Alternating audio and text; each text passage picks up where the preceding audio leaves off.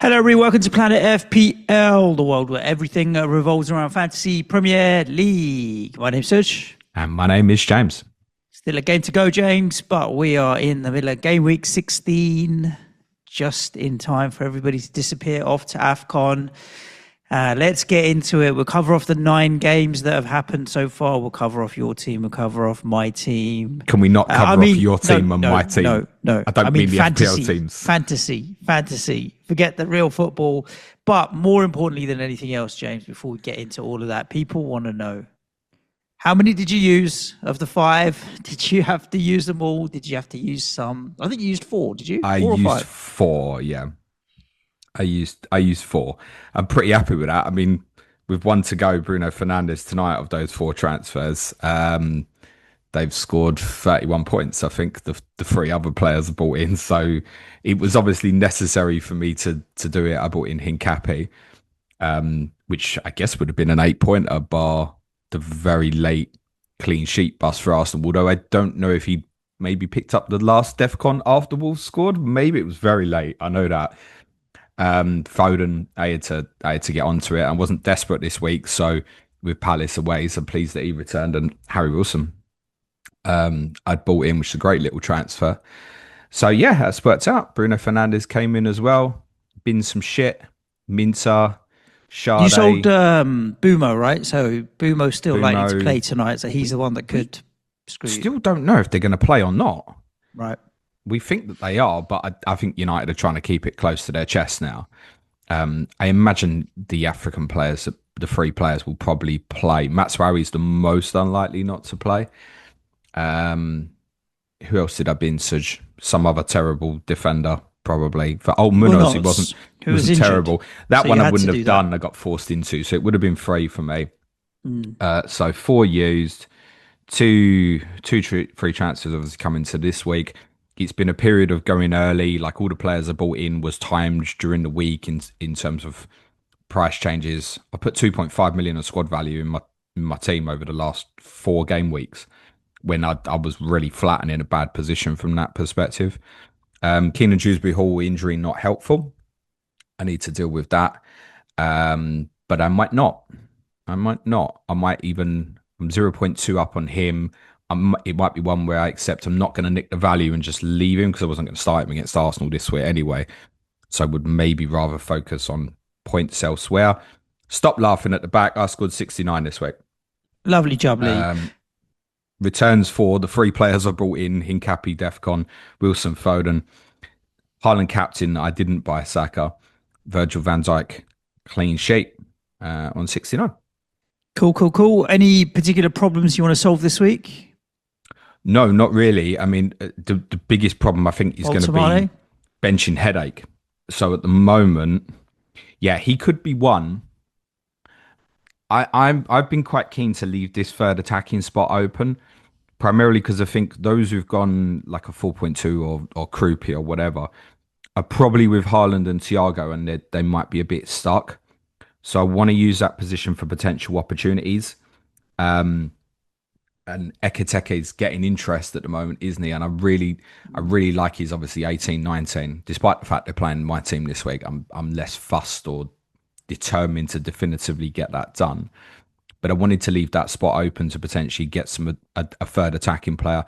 Jared Bowen, after they go to Manchester City, might be another one I go back to. He's well on my cards. You've got a good 4 fixtures. And that's a safer one over Christmas in the sense Ekiteke week to week is going to be, does he play with Isak? Does Isak play instead of him? Is Isak going to nick minutes? There's bits of that in it. The player I probably want to buy the most, though, this week is Semenyo. Okay. Just short term.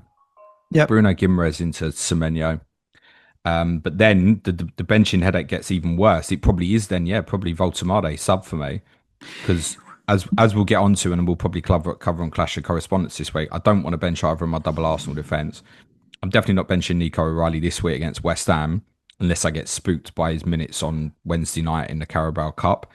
I don't want to bench Virgil van Dijk against my shit football team. So there's worse headaches to have this week. And I'd picked a team that was going to have weeks like this where it's like, oh, crap, there's big benching dilemmas here. And I'm not desperate to get rid of the Newcastle guys either in Guimaraes and Voltemade. I should have added him to my points. It was a great goal we got, wasn't it? He's a pain in the arse this week. James, I'm similar to you. We'll talk about the future of my team in a minute, but Voltemade is sitting first sub for me as it stands in my bus team right now. So I can see where you're going with that. I'd already looked at the Jared Bowen move. And if there's a big fluctuation in price, like if I think Voltemade is going down and Bowen's going up and that's a 0.2 swing, I may just get it done and bench Bowen instead this week. If I'm going to, I don't think anyone else from my squad's not going to play. As it stands, I've still got 3 to go tonight in Petrovic, Semenyo and Bruno Fernandes. And we already know what the score's going to be tonight, right, James? You talked about it on Clash of the Correspondents, 3-0 Bournemouth. Yeah. So hopefully there's some points there for me. But I made only 2 transfers pretty early in the week. I bought Phil Foden and I bought Bruno Fernandes. The Cody Gakpo injury was a help. Kind of made it a no-brainer to go from Cody Gakpo to Bruno Fernandes. And Brian and Bumo to Phil Foden was the price swings were happening. So those 2 were pretty straightforward and easy moves for me to make. After that, as the week was going on, I didn't really have any of the other injury doubts. So the kind of sort of flag on Timber had raised a few flags. The Munoz situation had raised a few flags. And not going to lie, I kind of didn't want to get sucked into using loads of transfers. I could see that a lot of people were getting sucked into using a lot of transfers through injuries, no fault of their own, or just the fact of excitement of wanting to have them. I didn't think my team looked particularly disastrous. So I thought maybe holding on to transfers will be more of a differential than actually using them all straight away, because now coming off the back of it, people might only have 1 or 2. I'll end up with 4 or 5. I thought, let me try and play it a little bit differently for 2 reasons. 1, I just didn't want to get sucked into all these price rises too much. And 2, try and take a different path. Phil Foden obviously returned for me. Erling Haaland captain and Van Dijk and O'Reilly at the back brought me clean sheets. That was it. My biggest fear this week was no Arsenal defence, because obviously I owned the Fiore, had to bench him because he's suspended. The debate was whether I move on Alderete to Hincapié, or I didn't want to move O'Reilly or Van Dijk, or both coming clean sheet, or Lacroix.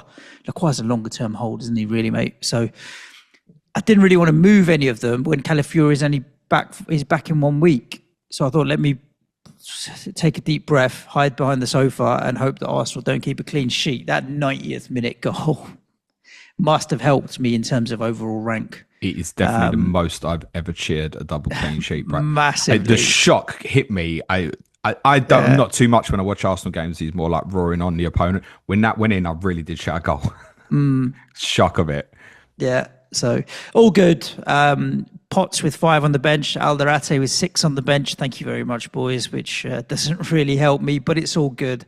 Interestingly, James, between you and me in the last 2 weeks, you've opened up a 28-point gap as it stands right now. It will, unless Bournemouth... say finish, boss. I'm just going to put it out there. Listen, wait. I haven't finished my sentence, let alone anything else. Obviously, Bournemouth winning 3-0 today, and Semenyo gets a hat-trick, that changes everything. But if you'd have said to me that the gap will be as a result of a 4.9 million midfielder and a 5 what is he, 2 or 5.5 now, but what was he at the time you bought him? 5.4, 5.3? 5.4, Wilson is going to keep going. Yeah. He's 5.5. It's literally, it's 2... I'm not going to call them shitty midfielders, but let's be honest, this is for fodder. They're rotation options. They're not like your core players. Both getting 16 pointers back to back. Pretty happy with that, right? And these differentials will happen, but the likelihood of 2 16 pointers from Dewsbury Hall and Wilson at the start of the season, if I'd said to you, you'd get those back to back, you'd be like, oh, I'll take that as a touch. Sorry, not sorry. No, you don't have to be sorry. You pick those players, right, at the end of the day. But I bought both of them, yeah. It is, Dewsbury Hall, yeah, fine, it comes off the bench, but you still bought them both in the week that they scored. That's what you got to do. It's just, they got to be up there as Hall of Fame transfers for you to return that much in that short period of time, but being that value as well. Because if you buy a Saka or a Haaland and they go off, or a Salah, you kind of expect them to go off because they're big name players. You buy them for the fixtures or whatever. The fringe players generally are because they enable you to make other moves, right? Not because they're going to blow your team up and help you do well. So it's a good result for you for those two, and you must be happy to have them. So I suppose everyone wants to know which like enabling midfielder I've identified now. Well, I don't know. There's every chance Dewsbury Hall here is going to. Antoine Semenyo. It's not enabling, is it? There's every chance Dewsbury It is the Hall fact that he's lost so much ownership, Semenyo, mate. Yeah, I mean, with Semenyo, like in terms of wanting him, I want him for Burnley this week, but I'm not bothered afterwards. So I might take the view on it closer to the weekend, similar to what I did with Saka. Was I'm not that bothered about him. This is the scary week. I'll run for it. I might take a similar view on Semenyo as well. I got too many players playing this midweek in the sense I've got treble City, treble Newcastle. I've got Wilson, Thiago.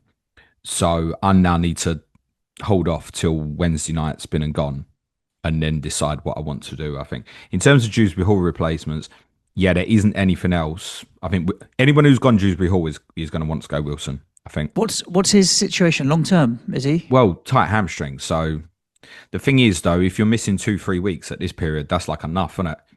You miss like 4 or 5 game weeks. Go down to Potts, to be honest with you, because after this week we've got 4 good fixtures. He picked up an assist at the weekend. That's what I might end up doing. So if I go like Gimrades to Semenyo, Dewsbury Hall down to Potts with my 2 threes, that will leave me not sweating about the pricing to then go Voltemade to Ekiteke for 18, for example. So I'm not going to make decisions until Wednesday's been and gone. Yeah, makes sense. I'm lined up this coming week, like Petrovic, Burnley at home. I've got O'Reilly with West Ham, Van Dijk, obviously your boys, Lacroix's got Leeds, Calafiori, Everton, Rice is Everton, Bruno Fernandes, Villa away will be a tough third game, but then Semenyo, Burnley at home, Foden and Haaland, West Ham at home, Thiago's got Wolves away. There's literally, and then first sub is Voltemade, and then you got Alderete. Like there's literally no reason this week for me to force anything other than if something comes out of the midweek fixtures. So I may just hold out this week and leave it another week, giving me 5 threes that will then start making me have to force stuff. But yeah, let's see. Tonight, big night for me. If Semenyo does well or Petrovic brings in a clean sheet, which goes against the Fernandes and Boomer ownership, then I'll see a little bit more of a rank rise. And if not, then so be it.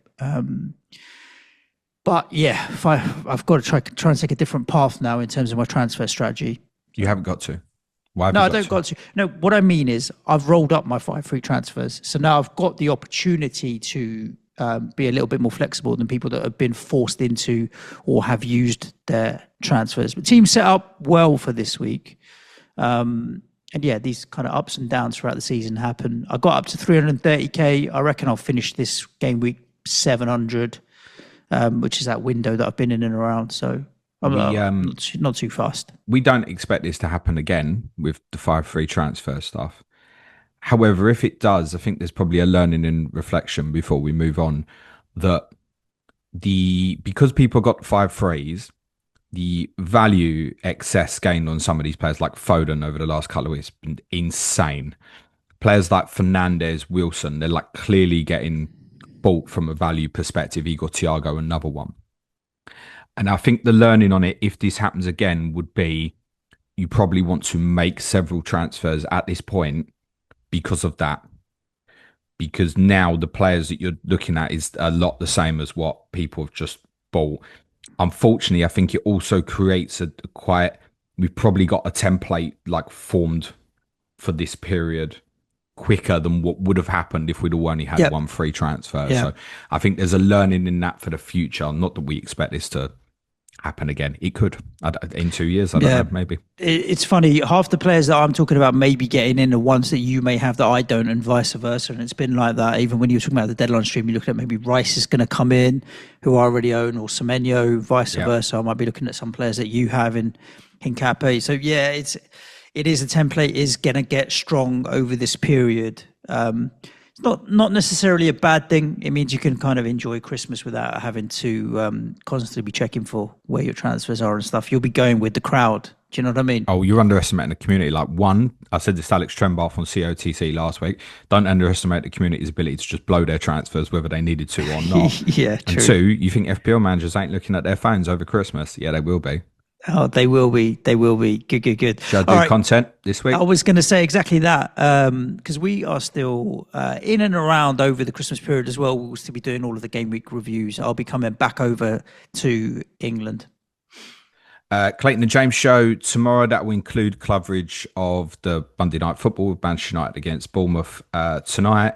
COTC has already mentioned Wednesday this week. Sean Norton, Adam Pritchard, Everton against Arsenal. Ask James on Thursday. Weekender with David on Friday.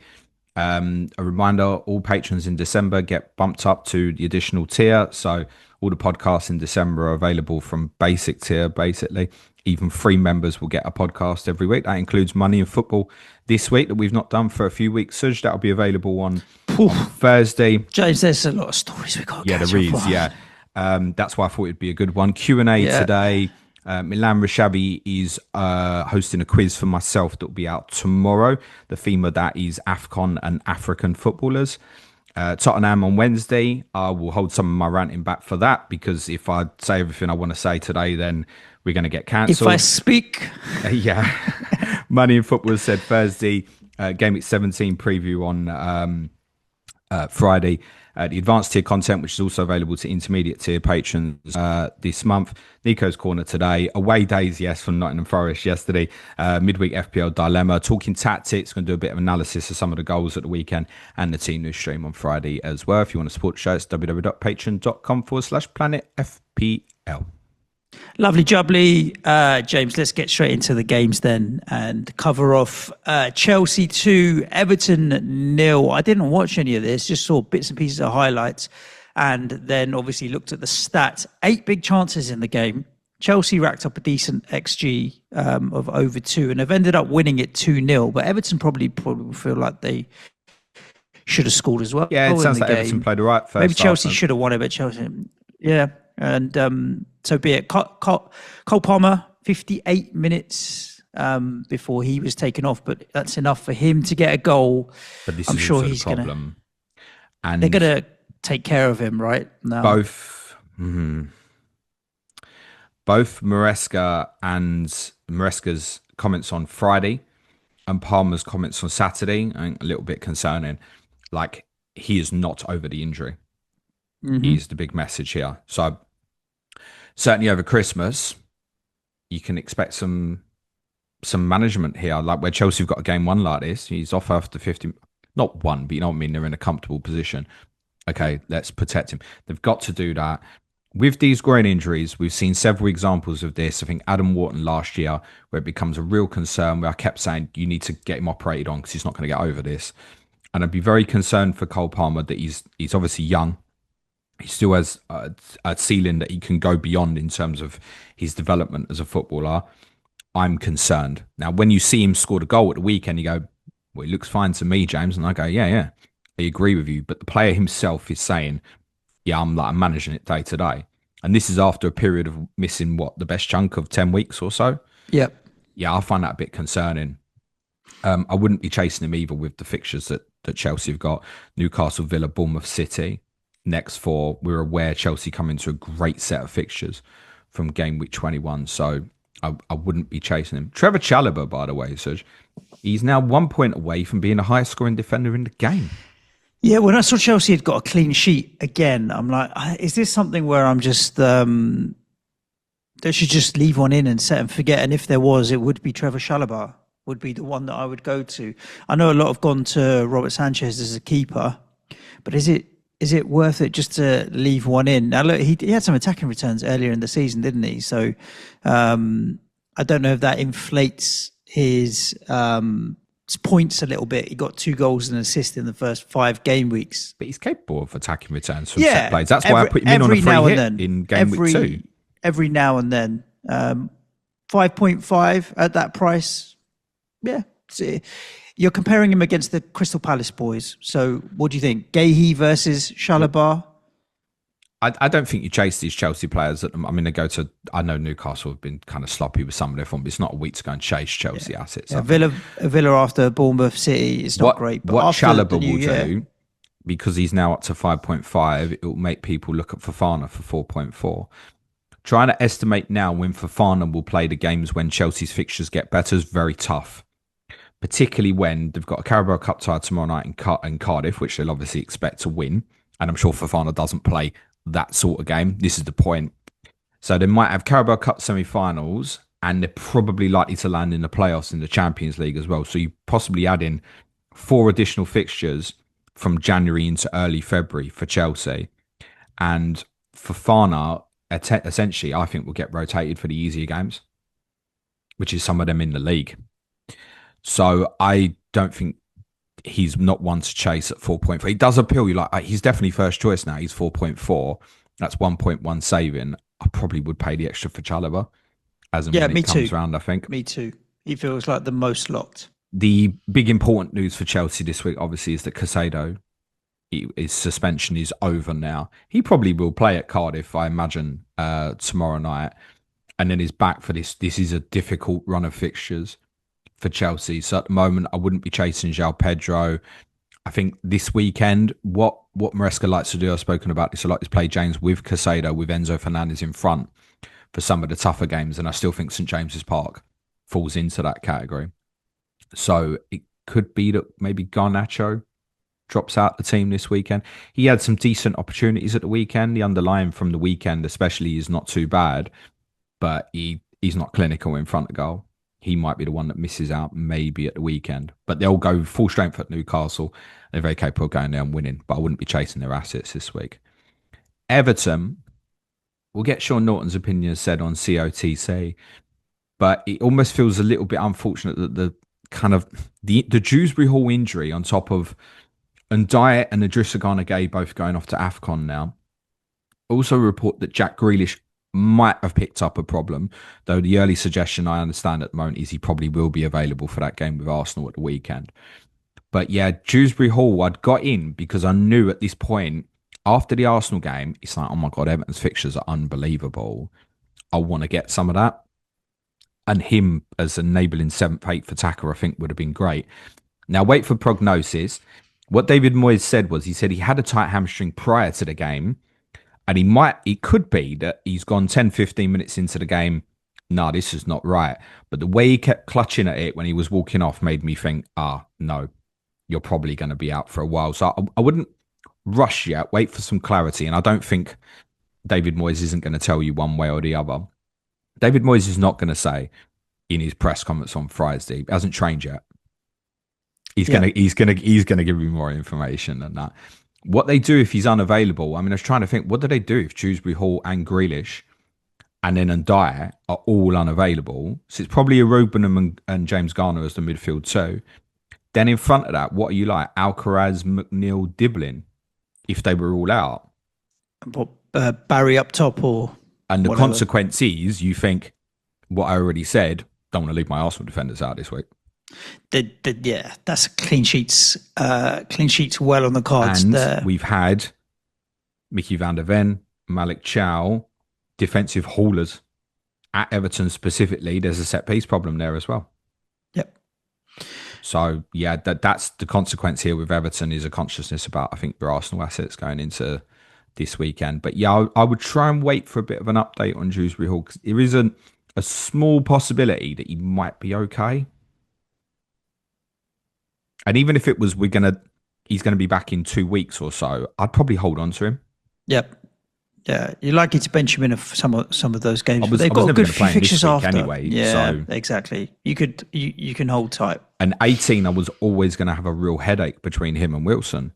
Like Wilson's at West Ham, Dewsbury Hall's at Burnley. So in a weird way, if you said now Dewsbury Hall's back for 20, Brentford at home and then Wolves at home 2021, I might go, the way I've built this squad, I'm going to leave that, because with him, you go, he'll drop in price because he's been popular, but it'll be popular again. So it'll go back up again.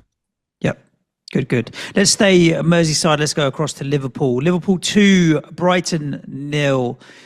Solid and really good 3 points for Liverpool here, James. Though Brighton they're defying their XG again. They racked up 1.9 and 3 big chances and didn't score. They'll probably be frustrated not to come away from the game with something, but that's good 3 points for Liverpool. Try and recapture a little bit of momentum. That's what, 2 wins, 2 draws in the last 4 now. 5 unbeaten.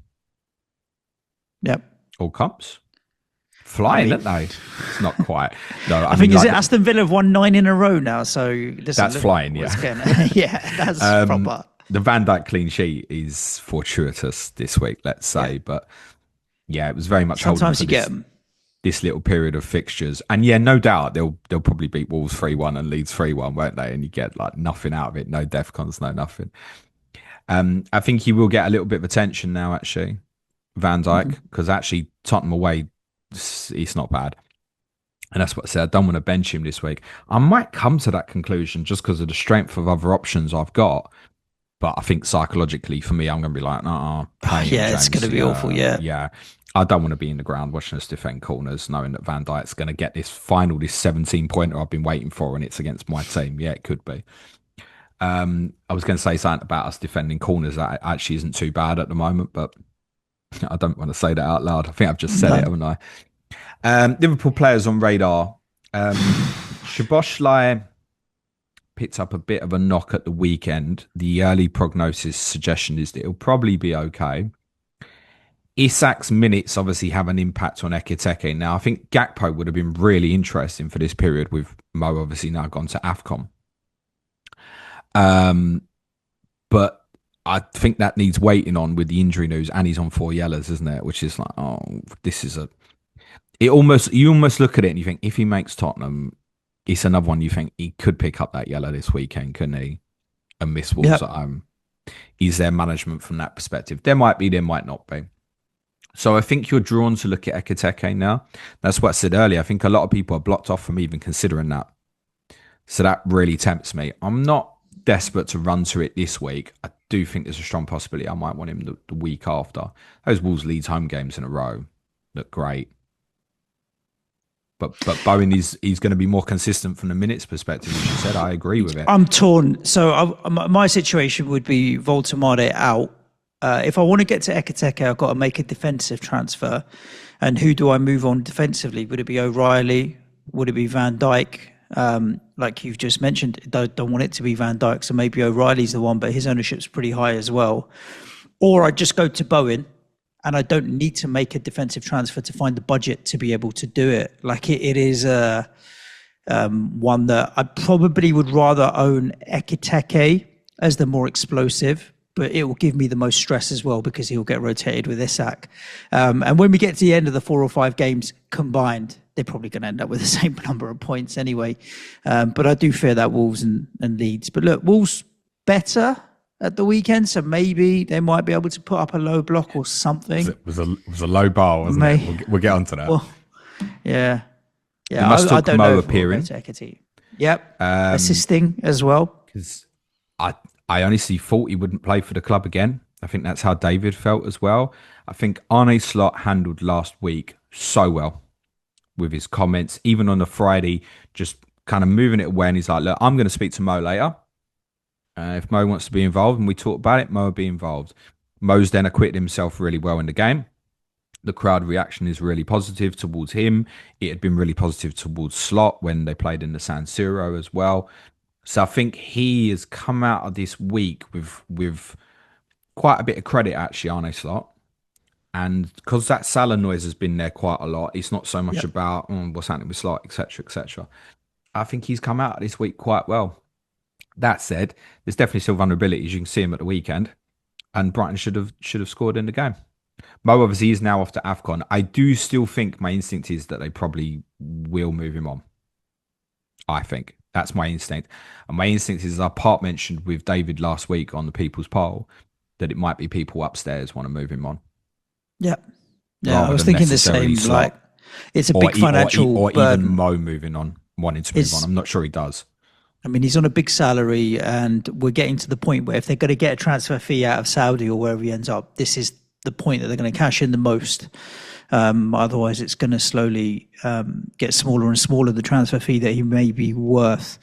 Let's see when he comes back from AFCON, James. Let's go up to Burnley, Turf Before we Moor. do, one important note, a couple of quick important notes on Brighton. Just one, Minter, couple of decent efforts at the weekend. I think his Unsurprisingly, in the game, XGI was over 0.57 or something, point 0.6, something like that. unsurprisingly in a game Again, where space a little bit easier to come by.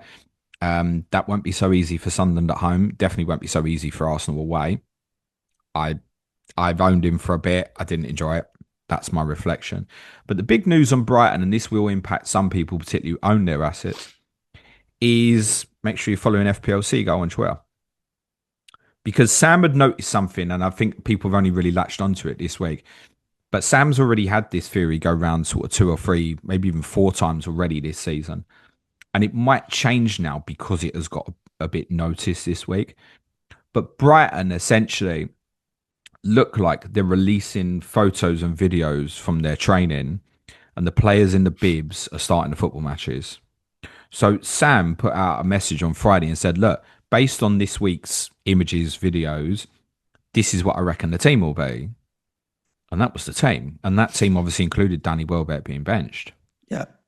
So what might happen now is, like I said, because they'll mix it up. They'll have multiple different coloured bibs and change it up. They're not too dumb to figure that out. Correct. Yeah.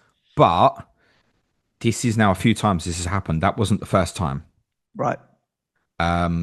So please be aware of it, but please be aware that Brighton, most of us have noticed now, Brighton, surely they should mix it up, shouldn't they, you would think? But they might mix it up for like Arsenal away rather than Sunderland at home. I don't know.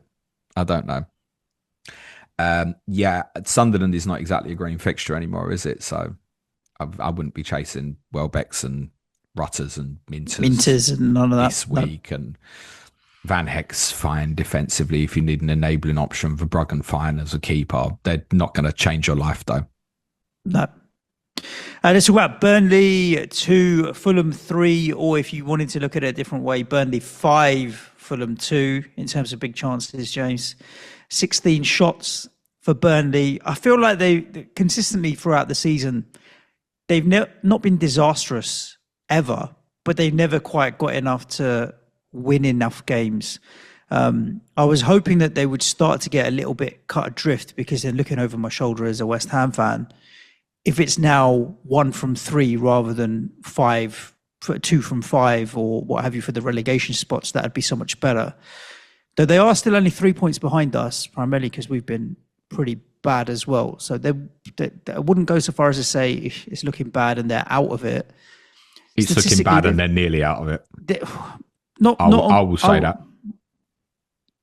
But then explain to me how they're able to have so many shots and rack up so many chances at home. Like, their home form is where they've been better anyway, right? Fulham are a difficult team to play against. Our Burnley correspondent, Jack Toner, tweeted at the weekend. He said, if I lost my season ticket, someone would bring it back to my address. Right. They're not happy. Despite the fact they've had them big chances, they got booed off. Crowd's not happy. They're seeing the same mistakes over and over again. I said last week, Scott Parker's doing his interviews after the game. He's saying the same thing after every game. Fair play to Scott Parker, now confirmed a Planet FPL listener. This time he went, no, we can't keep doing this. It's like, can't keep doing this.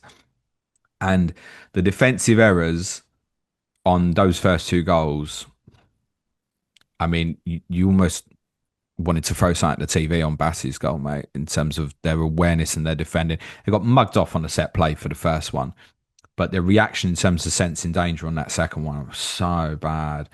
And they're not going to score mountains of goals. So if you're defending badly, you got no chance. Goalkeeper's average. I know he's in a lot of our teams. He's average as well. So they're not... With them, what you got to do is, you feel like, teams are going to Turf Moor, and you think, I fancy Burnley to win this 1-0, Nicky. You know, like they beat Leeds Sunderland earlier in the season, I think both 2-0. But the underlying data on them is the worst in the league by a distance on most metrics, worse than Wolves. And you're looking at that at the weekend, watching the game going, you're going to concede too many goals. Now, they've created chances, but within creating those chances, would you really fancy to put them away? Now, Fleming's been doing all right. He ain't started the last 2. Yep. Now Foster's pissing off to AFCON, so Breuer got favouritism over Foster. Anthony didn't play, hasn't played the last couple, and he was returning quite a bit for them early in the season. So no, very, very concerned about them. So Really, I think I wouldn't rule them out, but they've got to change something to. I was thinking about my own club, which we'll talk about in a bit when we get there. But it's like definitely I see signs of improvement, and we can be better structurally. Though individual errors always cause a mistake. But I'm in the mindset now where we need to score a minimum of 2 goals to win a game of football, and in most circumstances it will be 3 because we're conceding 1 or 2 in every single game. Burnley probably in a similar space at the moment where when you know you're going onto the pitch and it's like, if we don't score 2 or more, we're going to lose a game of football. Not easy. Ekdal didn't play well at centre back alongside us there, particularly him. Twanzebe played at right back with Cole Walker suspended. Twanzebe we thought was out, but played at right back. He's off to AFCON now anyway. Walker will come back in the team, but yeah, it's not strong enough defensively. I like the midfield 3. I mean, the goal they scored was great, although from Fulham's perspective, they got absolutely pulled apart. I like the midfield 3. I think Cullen, Ugochukwu and Florentino's are quite a nice mix. I didn't think Florentino had a great game. But I can only see them finishing possibly over 2 teams in this league, which is West Ham and Leeds. Mm-hmm. I don't think they finish above both of them, personally. Good. I'm glad. Makes my life a bit West Ham happier. You're not running after Burnley assets. They go to Bournemouth this week, so Semenyo's been a bit of a theme of this already. You're more talking about that sort of thing of interest. I wouldn't go to Evan Nilsson, by the way. We will cover up Bournemouth more on Clayton and James tomorrow. But Evan Nilsson's record against these sort of teams at home is woeful. So there you go. That's your man who will definitely haul now this weekend, I'm sure. For Fulham, that wasn't good either.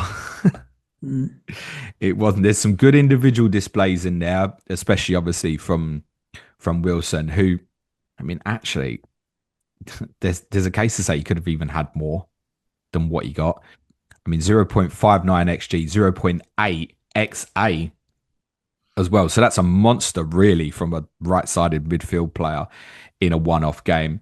He's obviously on a bit of a hot streak.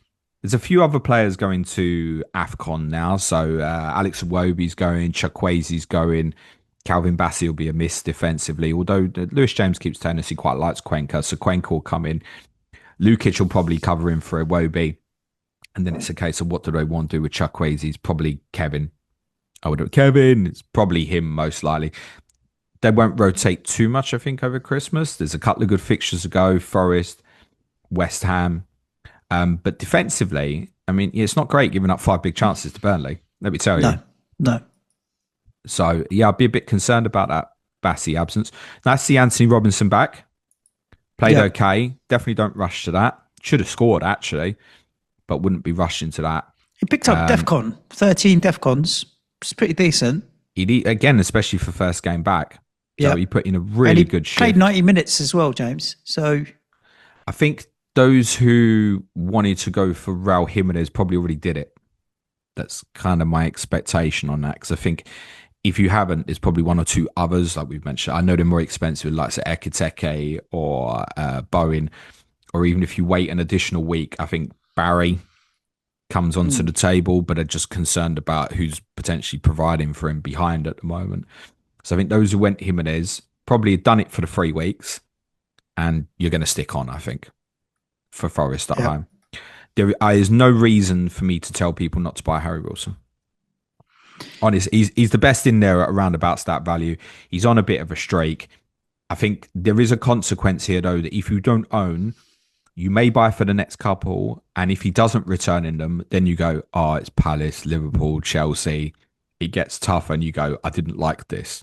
That's a possibility. But he's integral to a lot of what they're doing. You know what it is, Suj, it's quite interesting with him? He's quite slow. Okay. Like he got sent through for a one-on-one in the first half, and he's like, I don't think he's going to be able to get his shot away in time. Like he's getting hunted down, and not by the quickest opponents around him as well.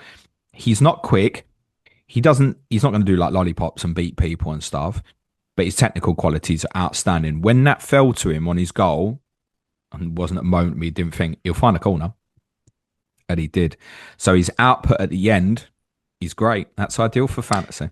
Couple of good fixtures coming up as well. Forest and West Ham are the next 2. So yeah, definitely worth worth a consideration, depending on if you want to free up some money from him. Should we talk about Arsenal 2, Wolves 1? Yeah, bizarre. Not for the first time this season, rescued by a winner out after the 90th minute, are Arsenal. Like, had they not won this, James, and it ended up in a draw, they'd be joint on points with Manchester City. And this is the Arsenal that we've been talking about for ages that are going to walk away with the league. Well, I say we, some people have been saying. If there's a difference between Arsenal and Manchester City, truthfully, it's that Manchester City don't have an issue with that game at the weekend. If that's Man City playing Arsenal, we don't have an issue there. Yeah, but Man City have shown they've got other issues. You know, like with the Fulham correct. game and the Leeds like game yesterday, or what have you. Yeah, Arsenal wouldn't have given up the chances. That wasn't thrown as a criticism. I'm saying there's strengths and weaknesses to both. Arsenal wouldn't have given up the chances, I don't think, at Selhurst Park yesterday that City gave up. But with that at the top end, with Haaland, I'm watching the game thinking, if you take Gyökeres off here and put Merino on, this game becomes very easy for you. Actually, it's generally what I was thinking. Which I totally get with Gyökeres at the moment. There's this idea of him being flat track bully and also wanting to build his fitness, which is completely understandable. It's no criticism that he played or even that he stayed on. But I was watching the game and saying this needs a bit more movement around the top end. And I think Merino actually would have solved that. We've had a few discussions recently about should we just think of Merino as a 9. I think Jesus also could have made a difference, but he's not up to full fitness levels. Completely get that. I think there were a few players for Arsenal that underperformed. I would not be surprised if Declan Rice was not 100% fit. Mm-hmm. He looked absolutely shattered at the end. And had to obviously cover for Zubimendi, who I thought also was average. Eze was probing, but it only really in the whole game really felt like get it to Saka. It was almost a little bit like watching Tottenham quite a lot. Get it to Kudos and hope he does sign. Now Saka's a level up, right? And he played really well. But all the dangerous moments felt like they came through him. I just think that they had an underwhelming day, and then the whole thing seemed to become quite nervous quite quickly. It's like you're miles better. You'll create the chances, but then they weren't. Their 2 shots on target, it's not bad. Yeah, they dominated, obviously, the whole game, but just without creating any chances. But it can happen because the expectations was the most 3s, 4s, 5-0s. The most bizarre bit, and I've defended Arsenal quite a bit, actually, in terms of them going deep in games when they've got the lead, particularly when they've been playing big opponents. But you watched the game, and as soon as Arsenal scored, I'm sure everyone thought the same thing. Game over. Mm-hmm. Even if it finishes 1-0, game over. That, in that period where, and credit Rob Edwards made a couple of changes, but they ended up getting pinned back by a team that they'd completely dominated in terms of possession and territory for 80 minutes. Because if you keep your territory, they can't score.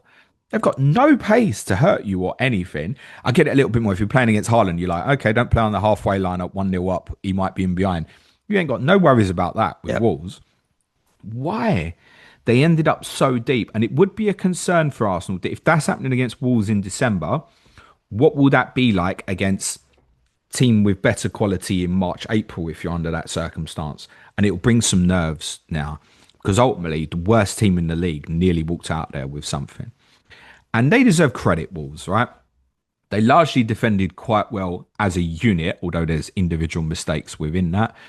I thought, again, and we should reflect on the defeat to Manchester United by remembering that João Gomez was suspended, because I thought it was great. Again, there's every chance he won't be with Wolves in a couple of weeks. He certainly won't be playing in the Championship. I know that. And Wolves may decide to take the money on him now. But it was bizarre that despite the fact criticising Arsenal's performance and expecting better of them, the game from 1-0 should have been so routine. That's why I said it was shock when Wolves scored. I was like, oh my God, and there's so little time to go. And actually, for 2-3 minutes after the equaliser, there was even a moment you thought, are Wolves going to win this? And then as soon as Saka gets on it, he creates and score. Look, if they win the league at the end of the season, it's going to be very easy to forget the home game against Wolves. Oh, Arsenal fans will remember this, assuming if they don't. I still assume they'll go on to win the league. Remember, if they don't win the league, of course they will. If they do win the league, it's easy to just be, well, we won the league. Let's not worry about all the bumps along the way Everton at home that you mentioned, we talked Away. about, have already, Everton away, they've already got a lot of players missing. So when Arsenal have fixtures like this, it doesn't put you in any doubt about playing your Arsenal assets. You just play them and keep it moving. No. Fancy Calafiori consequence. obviously will come back in Yeah. left back. And you think then they'll Timber shove goes it to all right along. back, Saliba, Hincapié, keep it simple. Yeah. Yeah. It was a surprise, and there were a number of people I noticed from my deadline showing with free hitting and wanting to go Lewis Skelly because that was the absolute certain starter. Couldn't really argue against it. He hasn't here. Obviously, drama, therefore, for those people who did, him coming on the pitch at 30 minutes and 1 second. Counting down the seconds. Ben White owners, it's a sell probably. Arteta has said its hamstring don't look great. So that's a definite sell. It makes Timber, Calafiori returning from suspension largely quite sold. Saliba's obviously back. That's good news for them. He'll play right side of Hincapié till Gabriel's fit. We don't have any more information on him. There's been mixed messaging in terms of ITKs this week, i.e. could be as quick as this week. Might not be till sort of mid-January. There's mixed messaging on that. Declan Rice will largely be pretty good for minutes over the rest of this month and into early January. Ebereche owners will be getting nervous now because I think it's 4 points or so since the North London derby. And I did say then that I thought it was specific circumstance. The tweak of Marino dropping into right half spaces, Eze in a more central role, plus Tottenham, and you've seen it again yesterday, having real problems with players on the edge of their box. Perfect storm for Eze. Odegaard now back. And the options they've got Arsenal is still ridiculous. Like Madueke don't even get off the bench here. Yeah. The options they've got in attacking areas is a joke. So I'd still very much would focus my thoughts towards defensive. The Everton fixture now looks better defensive because of Everton injury issues. Wouldn't chase Arsenal attackers this week. Saka owners should hold, I think, though. Yeah. There will definitely be something. I just want to get this Wolves game and then tag it on. I'd hold for this. And I know those with Saka who don't own Bruno Fernandes might get influenced if Bruno has a good night tonight. I'd wait. United go to Villa this weekend. They're in great form. Hold fire at the moment. So I think largely with Arsenal assets, hold what you've got. Probably don't chase anything else at this moment. You probably wanted to do that last week anyway. Yeah. For Wolves, great effort. I think what my takeaway from it was, and this might be weird, but I think we saw a bit of this with Southampton last year as well. It might be moving forward that Wolves away is a better fixture than Wolves at home. Okay. That might be a consequence of that because you saw that when they played Manchester United last week, like the atmosphere at Molineux, the way the fans feel, etc. And it's very understandable. Like it doesn't feel comfortable. And then there's more of an expectation at home. Away from home, there's no expectation to do anything. They can do bits like this. And they go to Liverpool and Manchester United, their next two away games. And we're still looking at it going, I want Liverpool, I want United assets. And that's still absolutely right. But I think moving forward, we should maybe just think, actually, the target in Wolves, it might even be better to do it at Molineux rather than necessarily at the home games. If, by the way, Mateus Mane was a midfielder rather than a forward, I mentioned him a couple of weeks ago to you, I'd really consider it. Yep. Because I think they'll hit a consequence point here. They've got a few players going to AFCON. Agbadu's going to come out of the central defensive area. Mosquera, by the way, Agbadu and Mosquera both suspended for the game against Brentford. Agbadu goes to AFCON. Mosquera suspended for the game against Brentford this week. So I know, again, what I just said, Thiago goes to Wolves this week. That's fine. Let's not go against that. Mane, I think, as a consequence, he's going to end up playing. I think in the longer term here. Now, unlike Gu and Krupi, he's not a 9. He's more of a ball carrier to go in the wide area. They're going to hit the point where it's like, we really need to build for our future here. And actually, he's someone that I think the crowd might be able to pin their hopes on as a young talent. I think he'll end up getting in the team. He's a 4.5 forward. And it's his, I guess, cross shot for Tolua Rockadere's goal.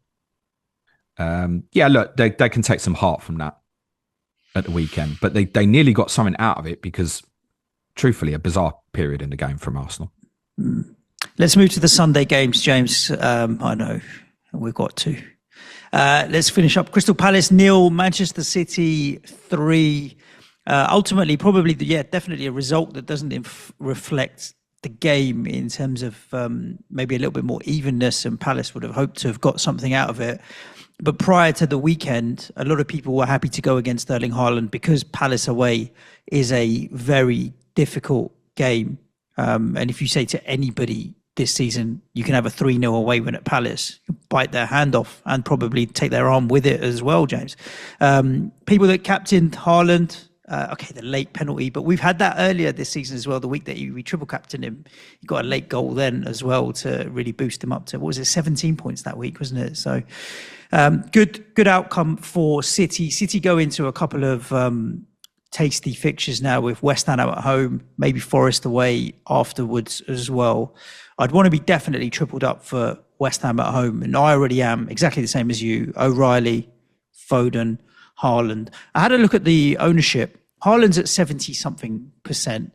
Foden's at 35%, and we've got to remember he started the season with nothing. So but there's no point looking at this anymore, Suj, because you've got so many dead teams and stuff, right? So his effective is at 70 as well. So when you're talking about tripling up on City, Foden and Haaland in live are already so highly owned that it's just who's the third is the question for a lot of people.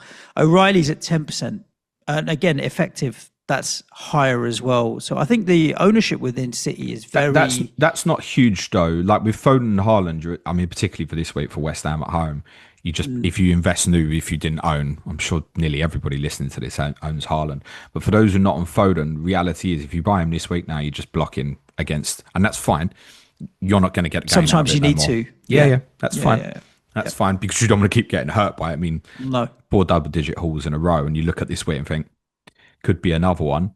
And you would think minutes good for this week. I mean, what would you do as an example, Suj, if you're on Treble City and your answer is O'Reilly, Doku, Haaland, and you've got no money in the bank? And no free transfers. One, obviously. Yeah. You take the -4 for Foden? No, I just play it and hide behind the sofa. Well, no, but Doku's injured probably, right? We haven't got the info yet. Well, I'm saying if he's ruled out and he's injured, you take the -4 to put him in? With West Ham at home, I think I am. I think I probably would. That's West Ham at home, James. I think I am. Remember, that's a West Ham that will now be going there without their first choice fullbacks. Yeah. And Foden has played a little bit of a wider role here in Doku's absence. But of course, where does he score the goal from? Yeah, in Sanctuary again. So interesting kind of dialogue after the game where Guardiola, I wasn't critical of him, was critiquing him. And Phil Foden took it well and seemed to understood what was being asked of him. They had a chat after the game. So I think Guardiola probably sensed at the moment he's getting his mojo back, keep him on his toes to make sure that the consistency rides out now. He is in incredible form at the moment, Phil Foden. That's the clear City 3 for me is O'Reilly, Foden, Haaland. Reminder, Carabao Cup game this midweek.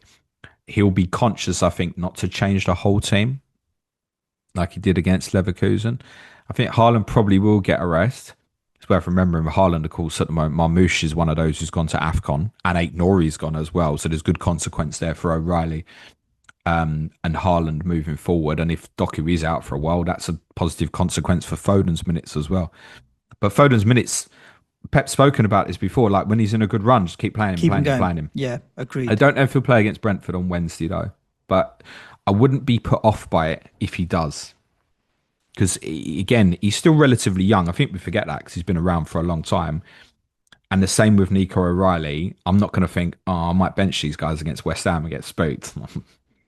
Take the rough with the smooth of that. Ryan Cherky, by the way, Suj, I don't want to rule him out. And that might be an option for those who've been on the Doku route and like, I can't get Foden. He's most assists in the league now.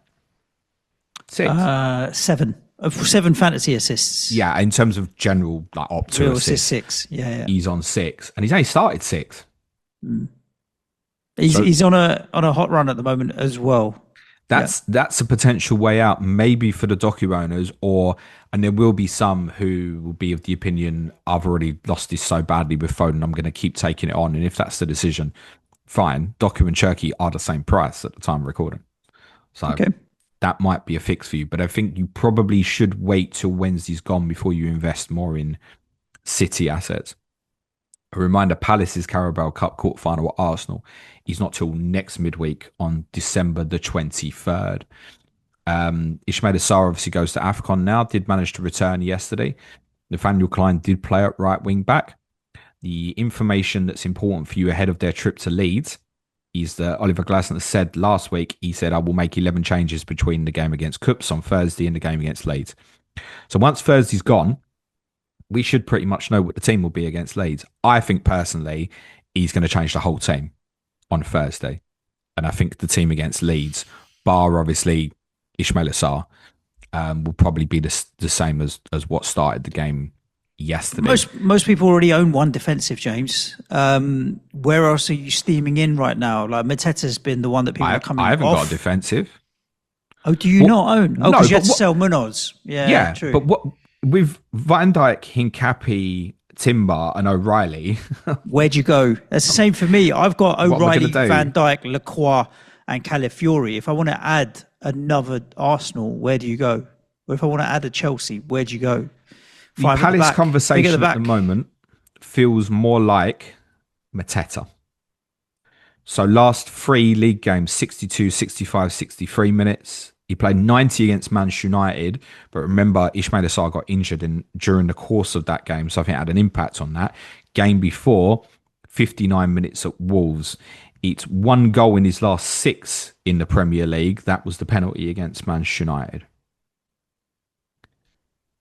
I'd be more interested in buying him than selling him at this moment in time. I get it. The minutes is quite scary. But let me tell you that Leeds away, Tottenham at home, and what I saw of Fulham defensively at the weekend after that, they're 3 good games. And if Nketiah plays minutes as maybe the Sarr replacement, it's not a guarantee. You could put Kamada further forward, put Lerma into midfield. Obviously, Will Hughes can play in midfield as well. It's not a guarantee, but if Nketiah starts, I wouldn't be surprised if those minutes for Mateta go back up over these next couple of weeks. Personally, I wouldn't want to sell him this week. I get the frustration, but I would still want to keep him. And it's not beyond reason for me or impossible that I even buy him this week. I said this last week. And he's one of those. He's one of those players that fits into the bracket where when you sell them, you know they can return at any time. There's some players you're happy to bin off because you think, right, okay, I'm not going to get any more returns out of them. So when you sell a player like Mateta, where are you going to? It's not because you think he's not going to return and someone else says. It's because you think someone else is going to return more than he is. Mateta will score goals between now and the end of the season. There's every chance I'm going to miss those returns, but I just got to take a deep breath and stomach it. And yeah, I wouldn't sell any defensive ones at the moment. Those next 3 games coming up as well. No. I still think, I keep saying it every week, Lacroix over Gay for me if you're buying new. Okay. Right, let's go all the way up to the City ground. Nottingham Forest 3, Tottenham 0, even though you were kept nice and warm by that free scarf that you got, James. Wear it with pride. I brought my prop. When the 3rd goal went in, could I just say, loads of people threw their scarves on the pitch, quite understandably. Really? I know. I thought, I don't want to take this home because I've got to walk back to Nottingham train station. You're going to get the piss taken out of us on the way. Quite rightly so. Good banter from the Forest fans yesterday. And then I was thinking, hang on, Tottenham don't give me nothing for free. This is 15 quid. What would Suj do? Suj would be like, I'm taking the scarf home. Take it. Give it to Harry. Harry ain't going to be no That's what I did. I put it on Harry. Yeah. Said, oh, did we lose? I was like, yeah. Oh, no. 4 big chances to none. 15 shots. You barely racked up an XG of 0.33, James. Just looks like you were battered. Is that right? So let's talk Forest. I kind of just want to run through the team a little bit. Outstanding performance. 3-0 was the minimum Forest deserved. If anything, could have been more. John Victor played in goal, who was a keeper you were linked with in the summer. Yeah. As a hoax to try and get Hermanson. Should we have got him instead? On what I watched yesterday, probably yes. However, I can't tell you shit about his shot stopping ability, can I? Didn't have any to save. Well, he made one decent save from Archie Gray in the first half, not long after Forest went 1-0 up. But what did stand out about him was his distribution. Not even the short stuff or clip balls in. I'd say what was a weapon was when he had it in his hands and he's like kicking it out as like a punt, if you will, like on the volley. His accuracy on some of them kicks was outrageous, actually. And if you think about Forest and how they are on transition and the speed of the wide players, they're a great counter-attacking side. Yeah, absolutely. It's a bit of a weapon. I'd be a bit conscious if I was a Matt Sells owner. I wouldn't be surprised if this fella started again at Fulham at the weekend. Now, it might be, and I know this because a few Forest fans, when Sells wasn't in the team, were like, oh, shit. So they'll have seen him in a few other games and might think he's quite ropey. I'm telling you, on what I saw yesterday, he could be actually a bit of a weapon for them. He seemed to deal with crosses quite fine and stuff. But I don't know if he's actually a good shot-stopping goalkeeper. I can't tell you that. He's 4.0. Monitor it. Yeah. Because if he did stay in the team long-term, that's better than Dubravka, isn't it? Yeah, I was going to say, yeah, it's better than Dubravka. So let's monitor it. Defensively, the difference Marilla makes to them over Morato should be fairly obvious. He's outstanding centre-back, Marilla. He's back and they keep a clean sheet. Simple. Yeah, but again, the consequence of the opponent on this. But Murillo, Milenkovic, really aggressive. Nico Williams played Kudos largely quite well. Savannah was pretty good at right back, actually. Had some difficult moments with Kolo Muani occasionally. I wouldn't be chasing any of them, personally, in terms of defensively. Midfield, Ibrahim Sangare, he's now going to AFCON. He was outstanding. This isn't, he got 2 assists and a goal. He was just outstanding his play anyway, to the extent he actually stood out in the game more than Elliot Anderson, who you know is a player I absolutely love. He was brilliant yesterday, Ibrahim Sangare. He'll be a bit of a miss for them. Good timing. Douglas Luiz back available. Douglas Luiz, by the way, is only 4.9. Elliot Anderson might even be my Dewsbury Hall solution. Suj, where I just go, okay, I know what he is.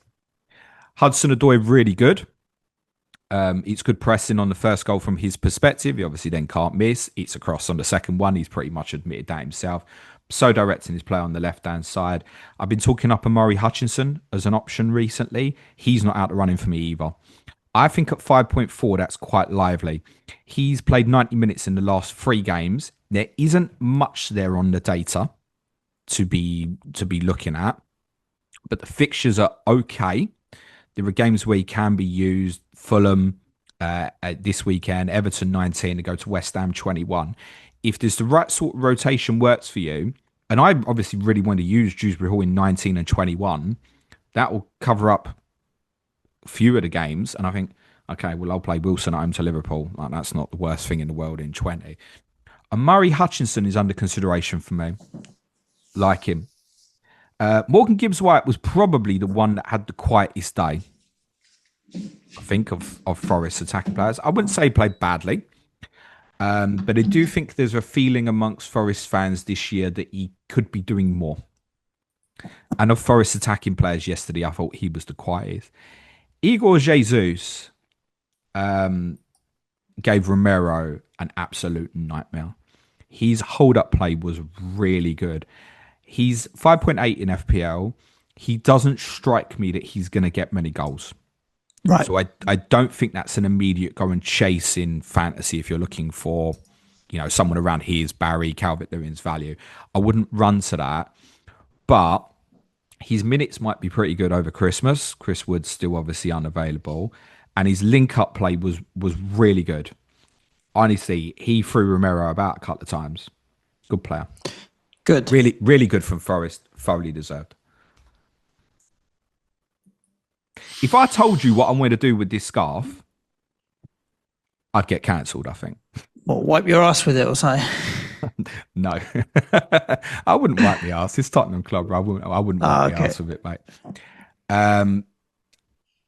Tottenham there's no point talking about as much actually on this podcast. We can do it more on Tottenham. It's not because I want to hide it, but actually, truthfully, Tottenham are the worst team in this league at the moment for FPL.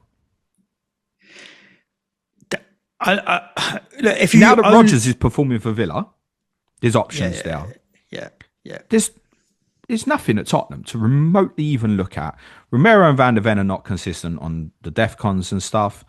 Porro, what he's going to do offensively isn't going to outweigh what the problems are defensively versus People other that players of own similar value. Van der Ven from 4.5 days. Like, yeah, it's fine. If you want to sit on that, and there's a few fixtures, particularly around sort of 22, 23, West Ham, Burnley, back to back.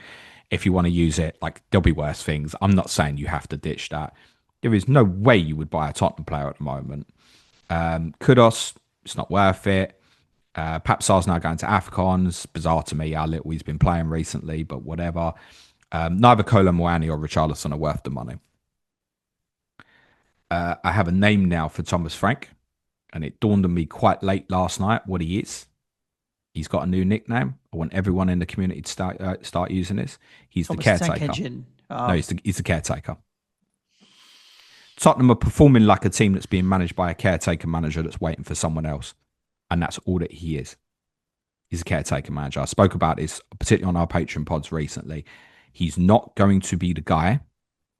He's holding the position for someone else. Feel uncomfortable with that. Most Tottenham fans this morning would sack him, I think. And those who are, you gotta keep process, keep the faith. You can't just keep chopping managers. You're right, you can't keep chopping managers, but it's also okay. Very much as Gary Mantle said about Graham Potter after Chelsea made the mistake with him. It's also okay to say, yeah, we don't want to keep chopping managers, but we've made a mistake. He is not going to be the guy for my football club. And I'm not even sitting there actually saying sack him. I'm not, because sacking him or keeping him isn't important. What's more important is what Tottenham do after him. Whether that's next week, next month, in the summer. I think it'll be the summer. That's more important, is what's after him. Because I promise you it won't be him. And there are things yesterday that are massive alarm bells which wouldn't be picked up to the naked eye. And I'm sure most people were watching a different football match yesterday, and completely understandable. It was a moment. In fact, I'll ask you the question, Suj. There's one player at Tottenham who the fans never got on their back and they always love. Who is it? There's one player who was playing yesterday that the fans don't get on his back. Yeah, as in the fans, they always sing his name. They're always in support of him. It's Van der Ven, right? I was going to suggest Van der Ven now. Yeah, because he's had a good season.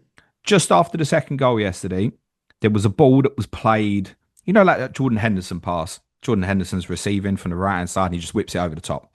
Mm-hmm. It was one of them yesterday at the City Ground, just after Forest went 2-0 up, and it went high. I'm talking about 30 yards up in the air, basically. Comes down over his head, and Jesus is making a brilliant run in behind. And Van der Ven is like sauntering to get back. Yeah. And he lets Jesus get in front of him. Now, Mickey, he's quick. He shouldn't be doing that. Yeah. No, Mickey accepted he was going to get there first. Mm. Right. There were things I saw yesterday that suggest that the players are not playing for. And if that's the case, you know where it will go. The only defence I will give Thomas Frank, I've only got one at the moment, based on what I said, is them players, as I've been telling you for a very, very, very long time on this podcast, are not good enough. They all need looking at and replacing. All of them. And the reason it's all of them is you will get decent money for Romero and Van der Ven. Move it on, if necessary. Yeah. Mickey Van der Ven played yesterday like someone who knows that he can go and move to pretty much wherever he wants. There's every chance Mickey Van der Ven will go and play for Liverpool next year, right? And replace Van Dijk as an example, right? So, yeah. There's some players, like you just picked up Xavi Simons for 50 million. You just picked up Kudus for 50 million. The only Tottenham player, there was only two Tottenham players I thought played okay yesterday. Kolo Muani had spells carrying the ball, which was likeable. And I'm not his biggest lover. You'll know this. Jed Spence, I thought played okay. Till he was subbed off. Yeah, and he weren't happy about it. He's kind of a toys out the pram character. He can be at moments like that. But I also understand him, because he'd be looking at that going, I'm playing all right here. There's others here playing shit. You're taking me off. That Thomas Frank's solution to us getting absolutely battered at Nottingham Forest was to bring on Paulinho and Ben Davies. I mean, that is scraping the barrel. Vicario on both the first two goals is bad. Archie Gray's also horrendous on the first goal. You've heard me all say it about him. I don't want to throw him under the bus anymore, but I need a number 6 who can turn on the ball and receive and play football. Until I have it, we will keep having inconsistencies. Thomas Frank's Tottenham are capable of beating Liverpool at the weekend because Thomas Frank could set his team up in a certain way to make it right. Motivation against Liverpool because of the quality of the opponent and the name of the opponent shouldn't be a problem. He could set it up correctly on the day. We score a goal from a set piece towards the back post and win the game. It's not impossible. But, yeah, there's talk on Wednesday. Fire is coming on Wednesday, people. Again, I don't want to ask you too many questions right now, James, because I want to gatekeep and leave it for Patreon. Is that that's going to be available to everyone on basic tier and above because it's an intermediate tier show? So, basic tiers. Yeah, exactly. This time around, so you can. Does that mean free patrons will get it? Is that the one this week that is going out to everybody? No, money in football because we've got too much to talk about. Too much to talk about. Well, we've got a lot of FIFA to talk about, but yeah, literally £3 or whatever it may be in your local currency for James's rant that's coming on Wednesday. Sunderland 1, Newcastle 0. Really surprised, not overly by the result because any given day, any given game, Sunderland can beat Newcastle at the moment. They're playing pretty well, but the XG in the game was very low. No big chances at all. I then went to go took his well, as already said. Yeah, I went to go and have a look at what was it like in terms of lots of yellow cards and stuff like that. It did, after the final, after the 90 minutes, it kicked off with a bunch of argument yellow cards. But prior to that, it didn't seem like it was a particularly feisty game, unless you're going to correct me otherwise. Don't know because I was watching my shit football team. Yeah, I know. In terms of highlights and stuff, looked like it kicked off a bit at the end, didn't it? Just at the end. Yeah, you got to show that you care a little bit for the fans, don't you? I think the general feedback from within our Patreon community is it was probably the right result, and that Sunderland were more at it. I know David watched the game and he sent me a message last night. He said there was a few outstanding performers for Sunderland, including Siddiqui in the midfield, who's going to be a miss, right? They've got a lot of players going to AFCON now. So, I mean, in terms of their lineup from this week, Reynaldo, Siddiqui, Talbi, Traore all go to AFCON now. So that's 4 changes going to happen to the team. That's probably something like Hume/Sirkin, Geertruida. Adingra has not been selected for AFCON. And Romain Mundle's a player you might get to see, who's a talented player, worth watching. Might even be a good one for free hit for those who free hit in game week 18. Actually, keep an eye on that. So they're going to have to make a few changes. It just seems like you've got the perfect storm mix here of Sunderland have been waiting for this in terms of their fans for a really long time. Been right up for it. The home advantage obviously counts in a fixture like this massively. And Newcastle are just a bit flat at the moment. I spoke about this after we went there and drew. And that kind of tells you enough at the moment. That they've become quite predictable. Yep. And I think, again, they're struggling with the 3 game a week stuff. And actually, the spacing this week was okay in the sense they've had a 4-day break from the Leverkusen game on Wednesday. They're very predictable off the ball. It's 4-5-1 shape that they go into. Voltimade, he's not going to be someone who presses great from the top end, so you need someone to step out from that midfield 5. They don't do that. So I don't think they're not being as aggressive as they used to be. But when I did a Talking Tactics on them about a month ago, my big analysis was that actually it wasn't pressing that was the big problem for Newcastle. It was creativity. And Lewis Miley's played here. Does he not add anything when Joel Linson's been out? Lewis Miley is an absolutely super talent. Good footballer. Is he going to be like the most creative player on the pitch? No. What Newcastle really missed, that midfield 3, Tonali, Guimaraes and Miley, if that's what it's going to be instead of Joel Linton, that's fine. It's great midfield 3. We often talk about Newcastle being like, oh my God, that's almost the strongest midfield in the league, particularly when you go to St James's sometimes you're like, oh my God, in the dual-in, like a lot of teams just can't cope under that. But the creativity element that we thought that Hall and Livramento might fix a little bit, it's not so much. It will at games at St James's, but it's not away from home. They need probably to invest longer term in a 10 and change their shape. Right. So that would be someone playing ahead of, for me, Guimaraes and Tonali as a 2. What a brilliant midfield 2 that would be. Play a 10 in front of that. Maybe even have one wide player that's a bit narrower. So their wide players are all speedsters, really, right? Barnes, Yep. Gordon, Elanga, Murphy. Will, Murphy's the I was going to most say Murphy creative of actually those. will Yeah. come inside more. Yeah. They need one, I think, that's going to be a bit narrower. So you'd have like Gordon on the left and a right-sided player that would be a bit narrower, or you have to go and get a number 10, I think, because otherwise this is going to get a bit stale. And there's a few Newcastle fans, I don't want to say, and they're obviously going to be super emotional because they've lost the derby yesterday, but I think very much are beginning to think that this might be Eddie Howe's last season at Newcastle. Yeah. If you are a Newcastle fan, just don't rush into. But I can look at it on the decision. outside and tell you that the things I've analysed, and I've probably looked at Newcastle more than any other team so far this season, it is getting a bit predictable, Suj. Yeah, but teams go through ups and downs. Give him a bit of time to figure it out, is what I would say. I wouldn't rush to move away from him. Like No, I don't think it's the same thing for you guys and moving away from Frank. Today. I'm not saying sack Eddie Howe. I'm not saying. I'm telling you that I think there's a few Newcastle fans begin to think this is probably the last season with him. That's all. Okay. Sunderland, great. Are you coming off Guimaraes and Baltimore? Are you going to kick that can forward a little bit? I mean, two minds about it because, like, look, Chelsea own Manchester United away is not a great 2 fixtures. Vissa obviously now is a minutes threat to Voltemade as well. Guimaraes is the opposite. He'd be pretty good, you would expect, for Christmas. You look ahead at fixtures and think that's great. I have a consciousness of things like Leeds in game week 21 is 3 days after they play Palace. So I might even be holding on for players that then get rotated in that fixture. Yeah. So, yeah, Guimaraes has done well for me. I mean, his points, I don't know, it was 18 points across the 3 games. It's fine. I knew there was a strong chance he might get booked yesterday in that fixture. And again, with Voltemade, where am I running to? Like, I've spoken about going to Mateta. Everyone who owns Mateta is thinking of selling and stuff, right? Or Ekiteke. Yeah, and Ekiteke might be under a minute's threat in forthcoming weeks as well. So I'm not under duress to do it. I'm happy to cut them. I guess the thing is as well, if I keep them this week, they then become harder to sell. Oh, Burnley away 19.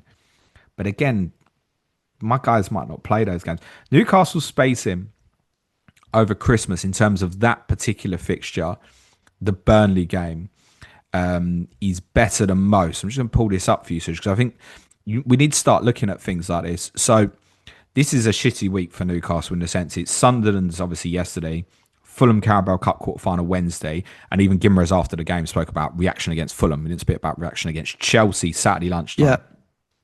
But then after that, they obviously play Manchester United Boxing Day. It's the only game on Boxing Day. So 6-day gap from Chelsea to Manchester United. That's great. And there's a benefit to that for Newcastle's Christmas period because then it's 4 days before they play Burnley and then 5 days at home or away. That's away. Okay. To Burnley. 4-day turnaround. But then there's a 5-day turnaround before Crystal Palace in game week 20 as well. Decent spacing for them. Correct. Yeah. I mean, you've got pretty much every other team over that period, bar a couple, of which Manchester United is one, by the way, between 18 and 20. Most other teams are playing within three days. Yeah, I'm just looking. Manchester United, Newcastle, essentially because they play each other Boxing Day, between 18 and 20 are the only 2 teams that don't have a game within 3 days of each other. So over this period, particularly someone like Guimaraes, you think, I'm probably right there for the minute. So the dangerous one for Newcastle, by consequence, is the last one. It's basically that Leeds game in 21, which obviously, in terms of it being at St James's, does look like the best fixture at the moment. So I'm in 2 minds about them. Yeah, I don't think you don't buy anything new Newcastle now at this moment. I said to people after we drew with Newcastle to stop chasing Malik Chow. It's like, yeah, I'm okay with that. Don't chase it. I'll repeat what I said. He's not at fault for the goal yesterday, but Newcastle will concede more goals with Aaron Ramsdale in goal than they will with Nick Pope. He's got no chance on the goal yesterday. I'm not criticising him. Brilliant header from Voltemade. Yeah. Let's go to West Ham 2. Dan Burn injured, by the way. Is he? He needs checking out. We went off in the first half, didn't he? Yeah, that needs assessing. If he came off, you're liable to think that's bad on it, I think, with that type of player. I reckon. Yeah, I reckon. Right. West Ham 2, Aston Villa 3. You talked to James prior to the Arsenal game. Well, it was the game before that as well. Who did Villa play and did well? Brighton, wasn't it? Their performances got to get better to match the results and the stats. They actually probably didn't this game, to be honest with you, in that they only racked up an XG of 0.67. They're getting upset with the XG now, Villa fans. You can't mention but to come up with 3 goals and win was a good 3 away points for them, because I don't think there's a draw was a fair result, to be honest, from my point of view. I don't think West Ham were good enough to justify winning the game. We are better as a team. We're getting better week by week, by week by week. We're defensively, as a team, we're better. As individuals, we're still got idiots in amongst that team. Offensively, as a team, we're getting better. Call people out or not? Nah. Because some of them have had all right games in other bits as well. It's like one of those where, you know what, I'm not faulting any of them for trying. I'm not faulting any of them for implementing a little bit more of the system that Nuno wants to play, but they still are not good enough. They're not good enough. They're going to make mistakes. But I thought we did all right. We definitely, the intensity up the top end with Somerville and Bowen had to do so much running to try and provide any amount of threat.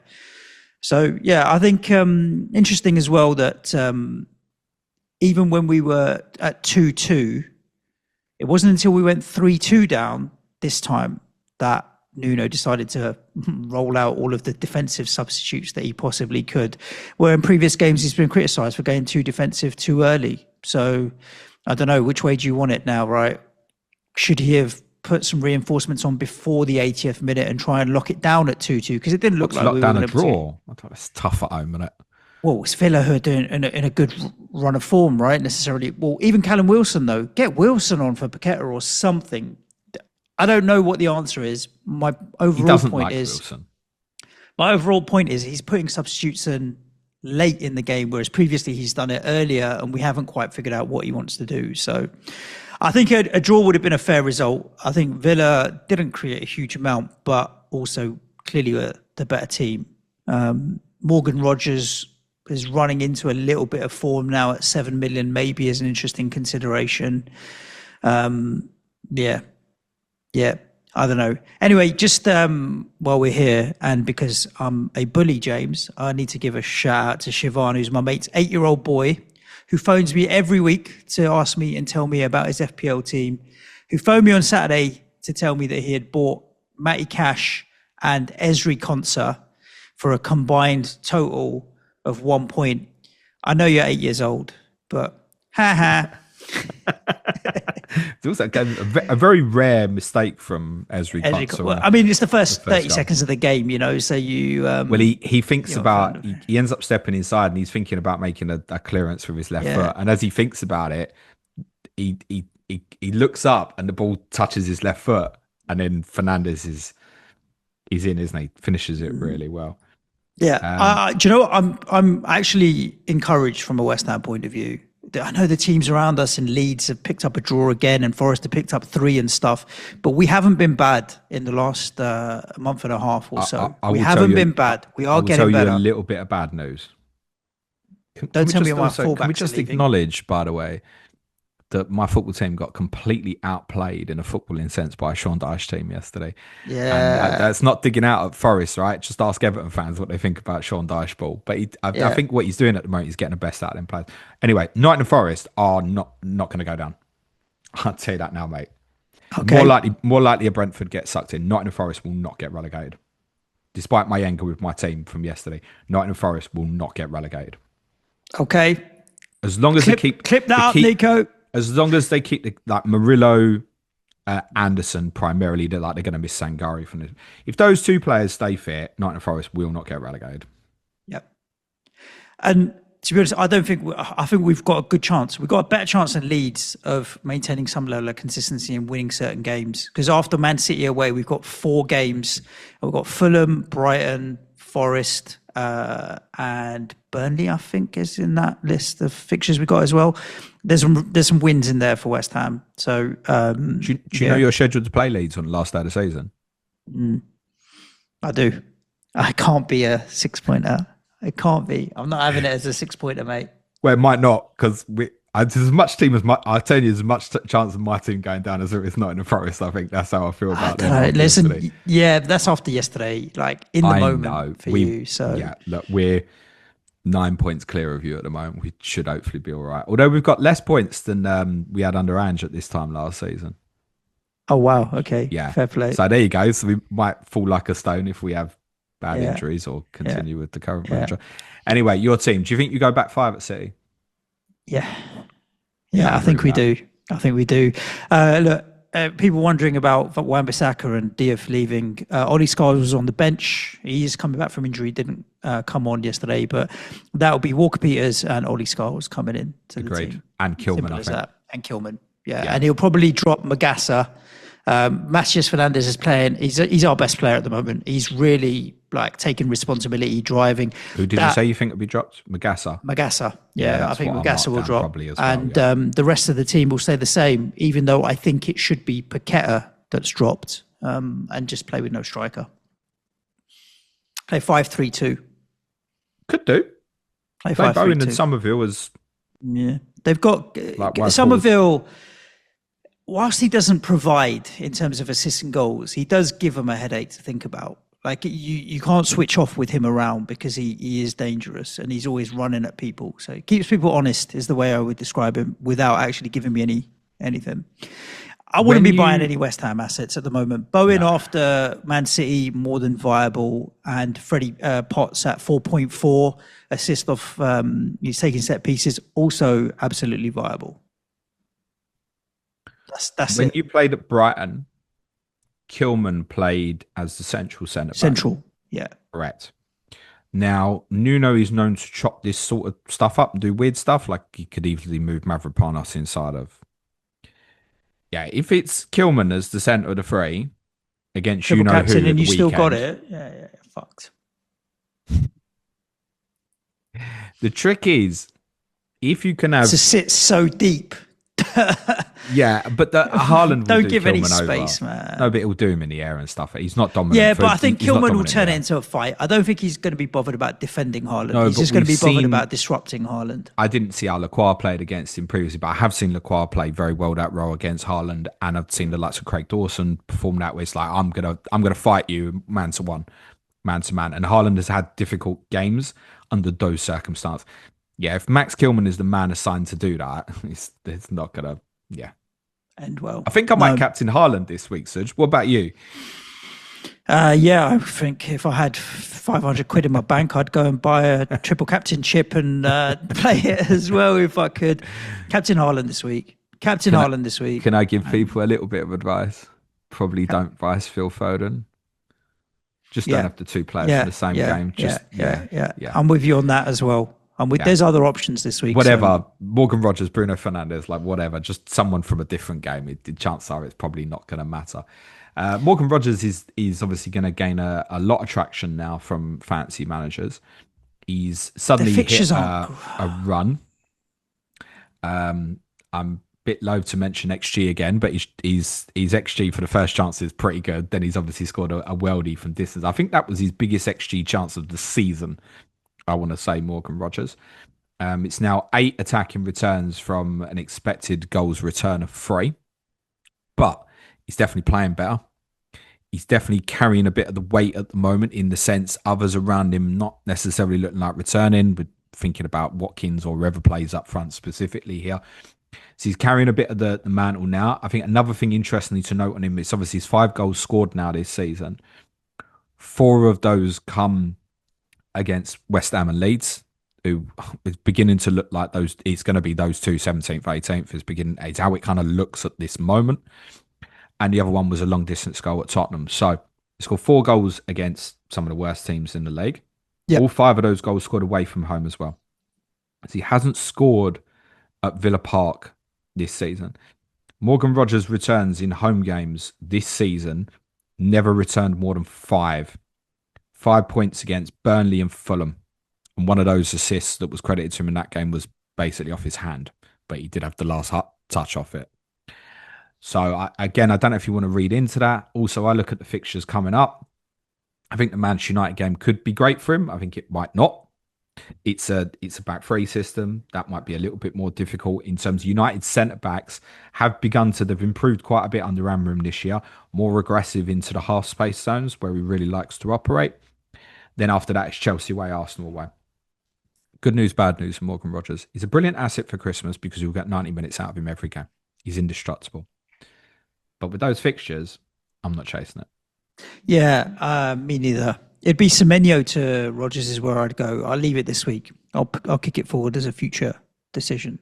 I think those who are on, brilliant. Carry on. You hope that the form continues. I'm not chasing it. No, there's agreed. Nothing else to look at Villa at the moment. No, agreed. They're not good enough for DEFCONs.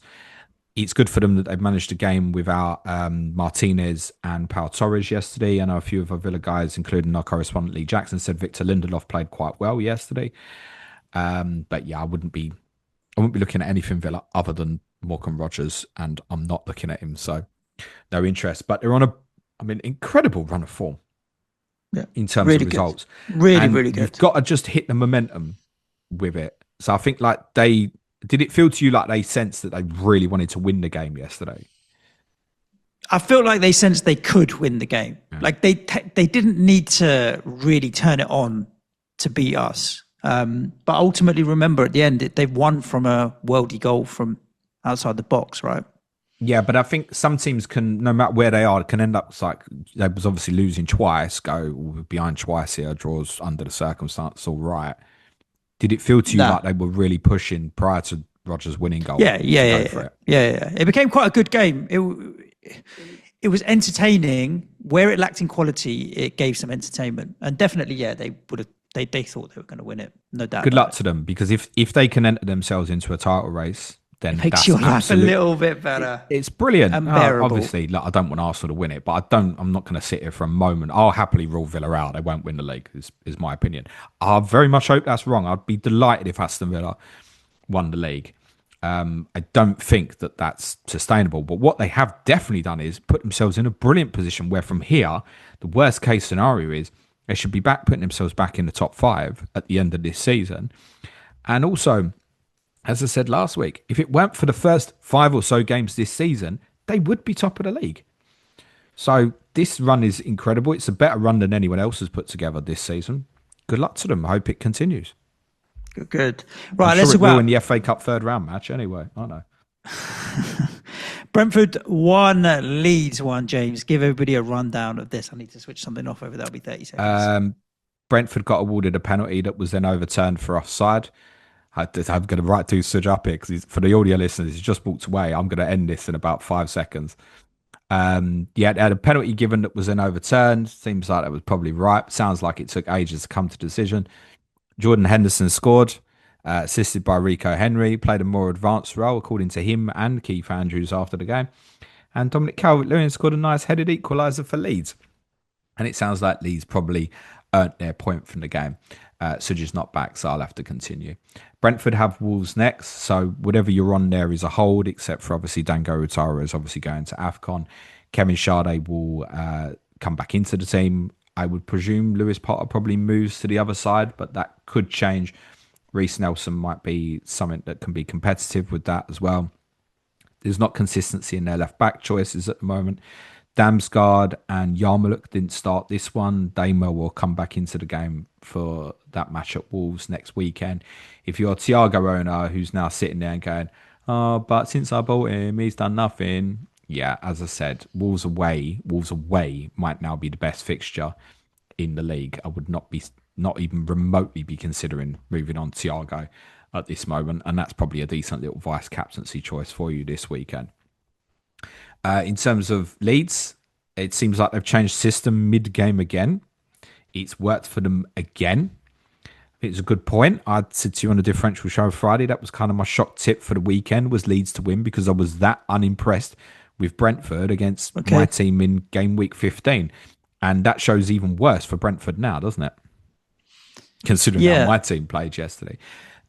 I'm a little cautious with them. I think they'll be all right because they've got good home fixtures to go. But then Well, listen, are they one of them. same points as no, they may be 1 point ahead of Forest. Yeah, they're still ahead. Yeah, Brentford a couple of points. We're actually above Bournemouth at this moment in time. And if Bournemouth lose tonight, that's crazy, isn't it? I've got no concerns about Bournemouth. Zero. No, I'm not worried about Bournemouth. I'm worried about, do you have any concerns for Brentford? Because if you're saying Forest are safe, then what you're saying, and Burnley are down, is 1 from 2. Yeah, a little bit. West Ham. What we can't rule out here is managers come in. They've had a bounce. We don't think about bounces in like August, September in the same way. Mm-hmm. They've had some really good performances in there, particularly obviously at home. Like they beat Villa. They drew with Chelsea. They beat Manchester United. They beat Newcastle. They beat Liverpool. They've had some brilliant results at home.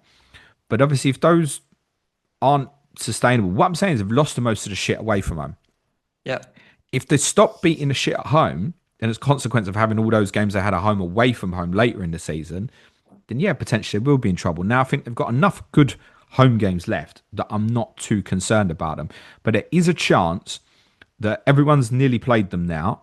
That is, okay, these are the little tweaks that are slightly different from when Thomas Frank was there before, the caretaker. And our team's now used to elements of what Brentford are doing. It is a possibility. They've got a player up front who's scoring goals in Thiago. What if it dries up? Who else is going to contribute? Gets an injury potentially as well. I get that. Tara's going to AFCON now. I think actually they've not been too bad off this season in terms of injuries, to the extent of like you've got the likes of Kelleher, Coyote, Collins, Vandenberg, Henderson, bar the rest at Arsenal. Thiago, Sade was obviously suspended yesterday. All that core of the team has been pretty consistent nearly all season. If you start getting the odd injuries in there, particularly actually Henderson would be a bad one because of the leadership qualities he's brought. I think really important. Then yeah, I'd be a little nervous of them. Essentially, they're on 20 points, right? From 16 games. Anyone that's above 1 point per game isn't in trouble. So like Forest have gone above that line yesterday now, where it's 18 points from 16. Until they drop back under 1 point a game, Nottingham Forest aren't in trouble. And that will be the case for Brentford. So for Brentford to get sucked in, they'd need to have some really bad results. Now, if they don't get any good results in the next 5, and bearing in mind they play Wolves this weekend, so Brentford could even be top half. Yeah, true. By like this time next week, and you go, okay, that's fine. But with Wolves away, Bournemouth at home, who are around them, Tottenham at home, who by the way only have 2 more points than Brentford at this moment, then a trip to Everton, Sunderland at home. If we come after the end of that, and then we're going, oh shit, 4 of their next 5 are Chelsea away, Villa away, Newcastle away, Arsenal at home, then they're in trouble. But actually, over the course of those next 5, they should put themselves in a position, really, where we're looking at them and saying, okay, even if they got 5 points per game over the next 5, they'd be on 25 points from 21. And I don't think you're massively concerned. Then if those fixtures afterwards are bad, then they drop back down towards a point per game. But there's Forest at home in that as well. If they won that, okay, now you're on 28 from 26. Like really, they should be okay. As long as this period isn't disaster for them. Right, cool. That's a wrap on the games, James. We'll cover off some questions that we've had in on social media, shall we? Do you want to buy Calvert-Lewin as your forward option? He scored in 4. No. No, I hesitate because I don't think we should be so narrow-minded to completely rule it out. 31 points in 4 games. At 5.6, no. Palace, Sunderland, Liverpool Manchester United, Newcastle are Leeds' next 5. Yeah. No, if at the end of those 5 we're not above them, then we have a problem. Absolutely. Yes. I would say we have to get above them by that point, and we have to get above a point a game after the next 5 as well. Well, after game week 17, obviously, look, you go to City this weekend. They've got obviously a challenging fixture as well. I think those 4 fixtures afterwards, that's then really, really big for you, Suj, the games between 18-21. So over that period, I've got West Ham 3rd on my ticker. Yeah. We've got to do stuff. And I've got Leeds 19th. That's a Yeah, real big period for you. I believe it. We've got to do stuff. Right. Shall we Questions? cover off? Mike Whitford. There's a few Tottenham ones in here. I Go will. on, make my day. Should Frank be sacked tonight or tomorrow? I saw someone tweet last night. It was what do you say when it's like choose your fighter? And it was like a picture of the club crest outside the stadium, picture of the corner flag, Yeah. picture of the home end. It was like, what's going to be the announcement picture? Pretty much saying, yeah, you're dust, mate. So here's the thing: if you said to me, "Oh shit, he's been sacked," I think I'm probably more happy than unhappy. Yeah. He's not going to be the guy. No, the only problem is like what comes next, and it's hard to know what comes I wouldn't next. sack him at this moment unless Tottenham have got the replacement lined up. Yeah, Because I'm there's with too you on many that. fixtures over this period. So it's not the solution. If we get into January, February and it eases off and Tottenham know what they want. Like if Real Madrid did sack Xabi Alonso, hypothetically tomorrow, right, Tottenham have got to pick up the phone and start looking. That's all Tottenham need to be doing at the moment is because that's what I said. They need to get the next decision right. Because this one was wrong. Daniel wants us to name this podcast Harry the Wizard. I was thinking of calling it the Caretaker now. Which one do you like better? I don't like Harry the Wizard. I think Caretaker more than anything else. Yeah, okay. Tricky Tree wants to know, on a scale of 1 to 10, how effective was that scarf that you were given as a blindfold? And did you wrap it around your eyes for the whole of the second half? I have to say, I did already say, like, the Forest fans were good yesterday. They create a good atmosphere for them when it's going well. It wasn't opening 20 minutes or so. It was quite of a flat game. I don't feel the atmosphere was good.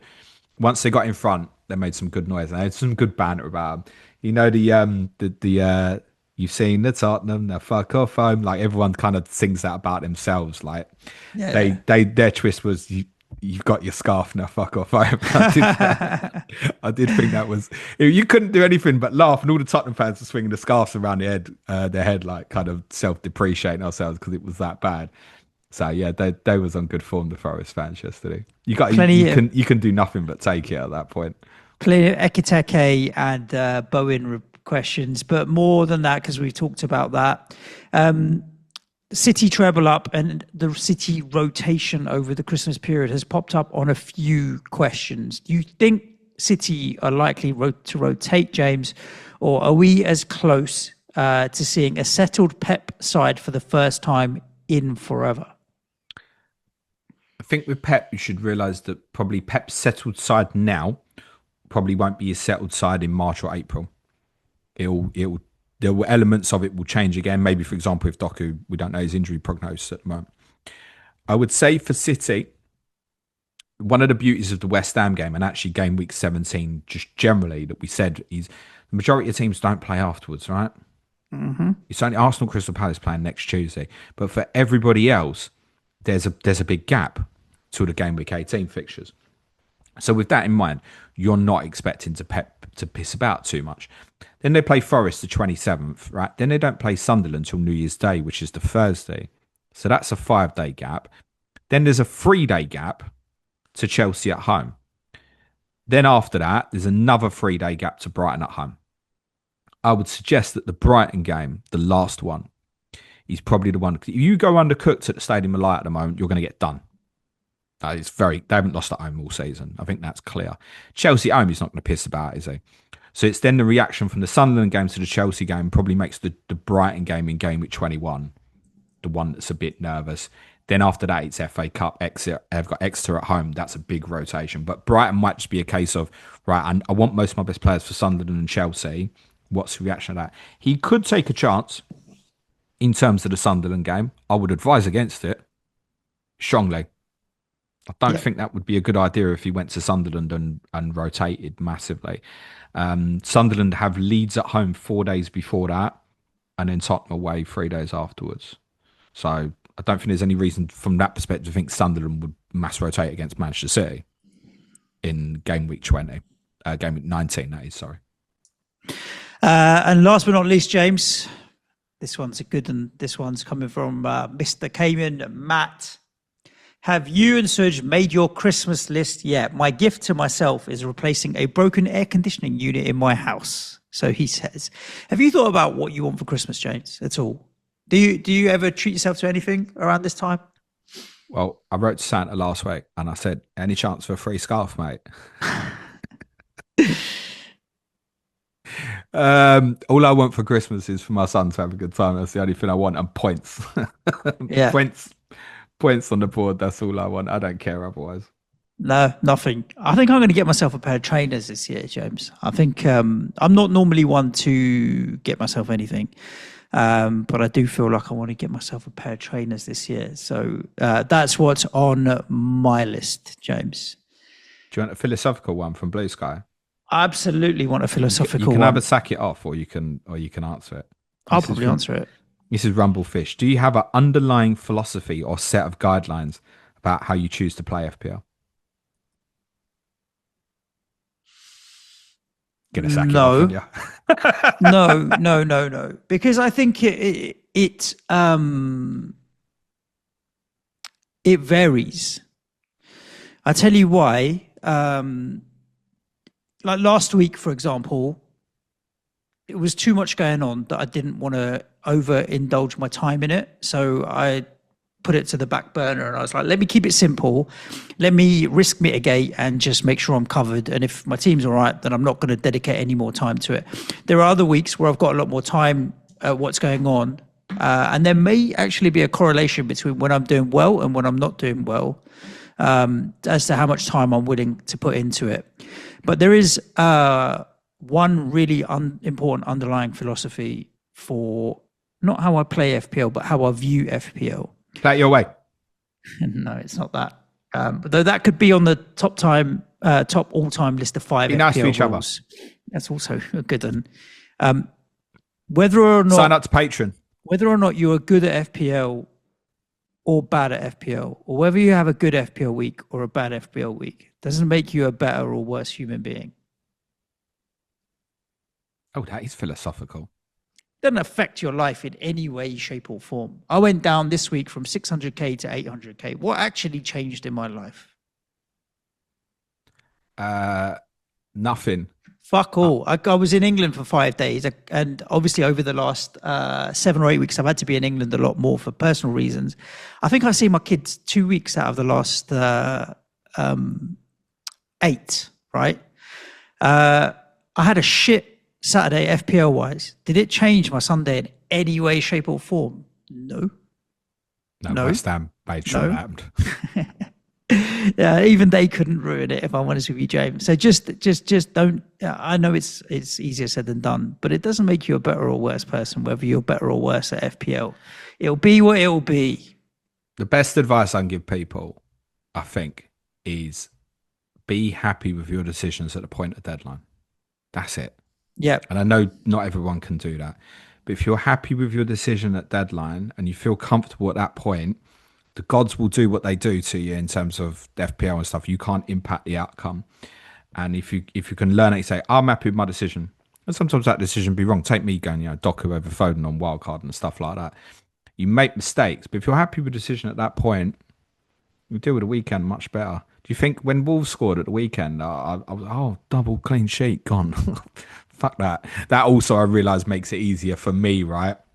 Because I forget I've even got assets. I watch games sometimes. I'm like, oh shit, I own him. Like I forget because I'm more focused on the analysis of the game and stuff like that. But yeah, if you can be happy with your decisions, always play it your way. That's important. Mm-hmm. In terms of philosophy of playing, I think like that varies at certain points, and you have to take every a kind of assessment or decision on its own merits. So I've been quite aggressive in terms of chasing prices over the last couple of weeks. But I hadn't done that in the previous 3 months of the season, right? Now, you could say there's a philosophy there where normally I'd think, right, once I get into the second half of the season, I stop being aggressive. So from year on year, I've not even played that the same way. In the same way. So I think every decision has got to be based on its merit. So, for example, this week I'm going, I've got too many players playing on Wednesday in the Cup, right? I can't really make my final decision until that's gone because what am I going to waste my headspace for when Foden goes off injured on Wednesday night. Right, well, it's a different game now, isn't it? Yeah. And you've got to react to that. So, yeah, each decision on its own merit. And it's hashtag, but yeah, it is play it your way. This is the best way to play the game. Cool. James, that's a wrap on this episode of Planet FPL. Hope you've enjoyed the show. And sell Mo Salah if you still own. Still own him. Keep an eye on the midweek games that are going to be taking place for the Carabao Cup. And we'll be back at you next week. Q&A for the patrons later today. Don't forget, it's bumped up a tier. So even if you jump onto basic tier, you'll get that today as well. But most importantly, stay safe, look after yourselves. And James? Be nice to each other. Play it your way. Cue music, please. Man sharp.